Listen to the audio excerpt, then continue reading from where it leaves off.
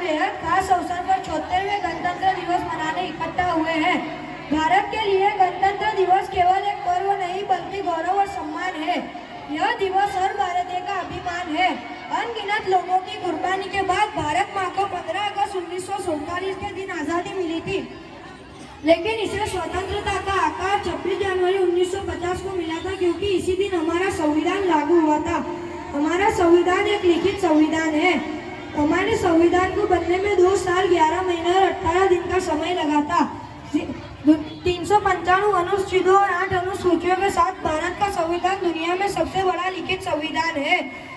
26 जनवरी 1950 के दिन डॉक्टर राजेंद्र प्रसाद ने गवर्नमेंट हाउस के दरबार हॉल में भारत के पहले राष्ट्रपति के रूप में शपथ ली थी। भारत के पहले गणतंत्र दिवस के मुख्य अतिथि इंडोनेशिया के राष्ट्रपति सुकर्नो थे। गणतंत्र का अर्थ देश में रहने वाले लोगों की सर्वोच्च शक्ति और सही दिशा में देश के नेतृत्व के लिए अपने राजनीतिक नेता के रूप में अपने प्रतिनिधि को चुनने का अधिकार केवल जनता के पास है। इसलिए भारत एक गणतंत्र देश है। जहां आम जनता अपना प्रधानमंत्री नेता के रूप में चुनती है, वहीं भारत पूर्ण स्वराज्य के लिए हमारे महान सेनापतियों ने बहुत संघर्ष किया। उन्होंने अपने प्राणों की आहुति दी, जिससे कि हमारी आने वाले पीढ़ी को कोई संघर्ष न करना पड़े और हम देश को आगे लेकर जा सके। हमारे देश के प्रधानमंत्री और स्वतंत्रता सेना महात्मा गांधी, भगत सिंह, चंद्रशेखर आजाद, लाला लाजपत राय, सरदार वल्लभ भाई पटेल, लाल बहादुर शास्त्री आदि है। इन लोगों भारत को एक आजाद देश बनाने के लिए भारत की आजादी में मुसलमानों का भी बड़ा योगदान है। अंग्रेजों भारत छोड़ो का नारा देने वाले एक मुसलमान थे। मुंबई में पैदा हुए 1942 में यूसुफ अली ने यह नारा दिया था।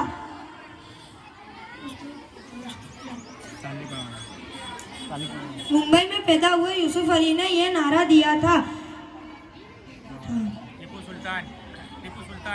टीपू सुल्तान और बहादुर शाह जफर ने आज़ादी की जंग में अपना सब कुछ कुर्बान कर दिया। इनकलाब का नारा देने वाले उर्दू कवि हजरत सोहानी भी मुसलमान थे। जय हिंद का नारा देने वाले जैनुल आबदीन थे। आज तक जिस लाल किले पर तिरंगा फहराया जाता है, उसे बनाने वाले भी मुसलमान थे। जिसने हमारे देश का संविधान लिखा हुआ अम्बेडकर को मुसलमानों ने जिताकर संसद में भेजा था। इसी तरह देश के लिए मुसलमानों ने बहुत कुछ किया है। इन लोगों ने लगातार अंग्रेजों के खिलाफ लड़ाई लड़ी और डॉक्टर अब्दुल कलाम का मानना था कि एक देश अगर भ्रष्टाचार मुक्त होता है तो वह सुंदर मस्तिष्क राष्ट्र बनता है। उनका मानना था कि 3 प्रधान सदस्य अंतर पैदा कर सकते हैं, वह माता पिता और गुरु। भारत के एक नागरिक के रूप में हमें इस बारे में गंभीरता से सोचना चाहिए और भारत को आगे बढ़ाने के लिए सतत मुमकिन प्रयास करना चाहिए, जिम्मेदारियां लेनी चाहिए तथा सामाजिक मुद्दे जैसे गरीबी, बेरोजगारी, असमानता, अशिक्षा, ग्लोबल वार्मिंग आदि से अवगत रहना चाहिए और अपने स्तर पर अपना योगदान देना चाहिए। गणतंत्र दिवस के मौके पर राजपथ पर तिरंगा फहराया जाता है, राष्ट्रगान गाया जाता है और 21 तोपों की सलामी दी जाती है। 1957 में सरकार ने राष्ट्रीय बहादुरी पुरस्कार शुरू किया था। यह पुरस्कार 16 साल से कम उम्र के बच्चों को अलग अलग क्षेत्र में बहादुरी के लिए दिया जाता है। इसके बाद हमारे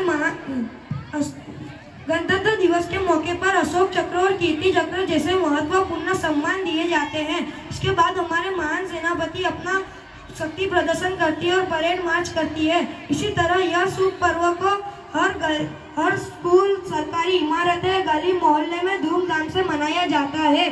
हमें भी अपने देश के लिए मर मिटना चाहिए और देश पर कभी भी कोई मुश्किल आए तो आगे बढ़कर अपने देश की रक्षा करनी चाहिए। जय हिंद।